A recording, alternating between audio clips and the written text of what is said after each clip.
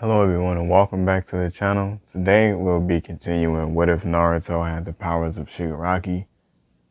And yeah, let's get into it. Right, so basically they get back to the Leaf Village with Zabuza, and they basically they welcome me in. Like nobody knows it's Zabuza obviously because he's beat up, his chakra levels are low, and they got like something over him stopping people from seeing him. And they got the executioner's blade put up. So, yeah. So they get him to the Hokage's office.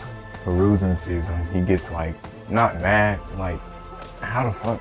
How did you even, something like that. So they take him to where Naruto be at.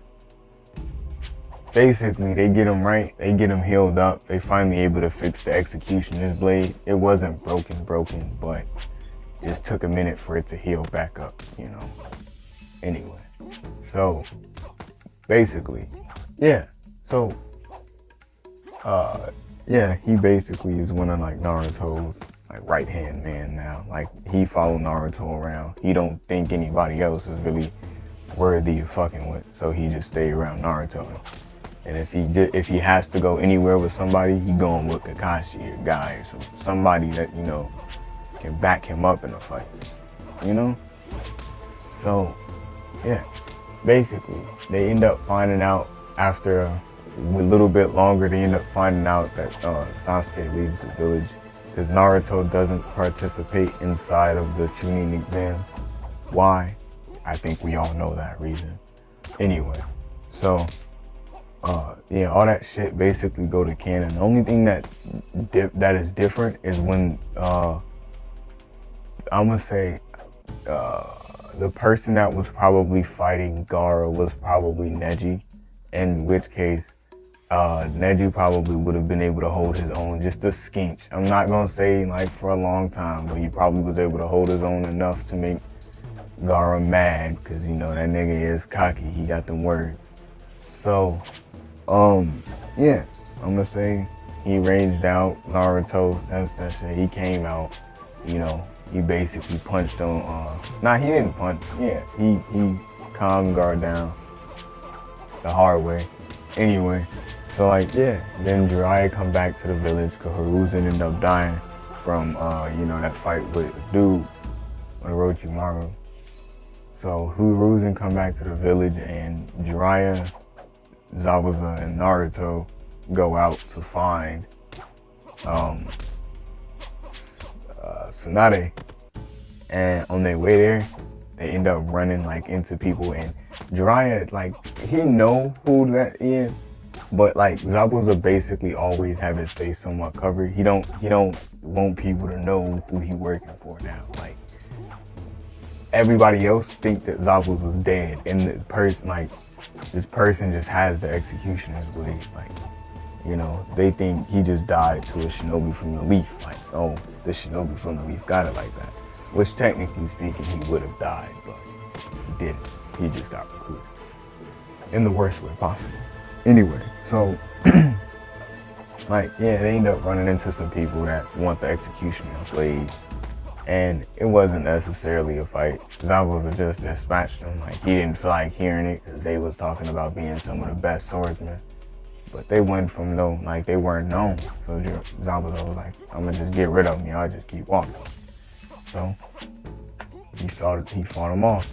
Naruto did get a new sword. It's a little bit thicker. He been training with Zabuza, so his swords went from thin to just a little bit thicker. And he able to, yeah. His sword's just gonna get cold. It's just a little bit thicker and a little bit longer. It's just, yeah. That sounded, you know what? Never mind. Yeah, so Zabuza, Jiraiya basically talking to Naruto, asking you running around with swords and junk. You don't gotta what's your chakra what's your wind releases and junk? What's going on with all of that? And Naruto was I don't really have a need for that. I have my sword. I'm fast and I'm strong. And I got something else up my sleeve. And Jiraiya was so is that why you keep your fingers tied up? And Naruto looked, and he basically he stops and he's all right. So he takes like the bandages off, and he goes and he walks up to a tree, and Jiraiya's like, Naruto, what are you doing? He's like, okay, watch this. And he puts his hand on the tree, and the entire tree just starts breaking down, and then just burst into chips, like dirt junk. And like Jiraiya, he's looking at it, and he like, did you just drain the life out of that thing? And Naruto was like, nah, well, yeah, but no, I don't get anything from it. Just killed it. Like the touch of death or some shit. Alright? And like Jiraiya was like, so that's why you keep the you know what? Put the bandages back on you. Just put the bandages back on your hand. Okay? Okay. Do that. Put the bandages back. Okay. Okay. So they start walking. They end up finding out that Tsunade is in a bar somewhere in the village, due to Zabuza still having some contacts that don't believe it's weird. I'm not gonna go into detail, but there are some people that know he's still alive, and there are some people that don't. Majority don't. There are like, I wanna say like 3 people, but that's about it. I'm not gonna go into further detail. Anyway, so they end up finding out that girl is in a bar, and when they stumble across her, Naruto, he don't really care because he know why they're there. They ended up bring her back, but like when she started talking sideways about the like everything that happened in the Leaf Village, like all the things that happened, Naruto kind of get in it. Like he get mad because Itachi did what was right, because if the Uchiha clan would have actually revolted, it would have ended in it would have been way worse, because they would have been in prison. They're like, yeah, they're strong, don't get me wrong, but you're going against an entire village, which most likely are going to end up probably bringing in an ally or two somewhere along the lines. So it really wouldn't have, ended well for them in the long run. So like Naruto basically like tells him like, if you weren't there, why are you talking about it? And like Tsunade basically tells him like, you don't know nothing, like shut up, you're just a kid. And Naruto, like, he like, you know what? I don't even know why we gotta bring her back. I don't think she even we could just leave her here. We could do something else. And like Jiraiya was like, nah, we gotta bring her back. She gotta, become the Hokage. And like Naruto, he like, come on, man, not the Hokage. Like we could definitely find somebody better. And like this is like Tsunade, she don't want to be Hokage, but she getting mad at the fact that how Naruto is just constantly discrediting her. Like he is like dog walking her character for no reason, basically. Well, he has a reason, but she feels like it's for no reason. So yeah, as that's going on, she was kind of like getting more and more upset at Naruto. Like, why does this kid think? So she turns around and she's like, who do you think you are? And Naruto's like, I'm not nobody. But for you to be somebody, but knee deep in booze, that's not very good for your character. In fact, I wouldn't want a Hokage that's an alcoholic at all. So if you don't want to be Hokage, I'm fine with that. But if you do, if you come back,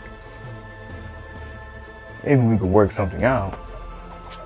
But this whole, nah, I don't like that. So, like, that conversation goes on. They end up basically convincing her to somewhat come back, but they end up finding out that Orochimaru was in contact with her to get his arms back or whatever. So on their way back to the Leaf Village, they basically ran into Orochimaru and Kabuto. But the fight didn't go the same, mainly because Naruto's not weak, Jiraiya's there, and Zabuza's there. Tsunade isn't drunk, but she's still squeamish at the sight of blood. And when Naruto hears that, he's not necessarily so keen to mess with her.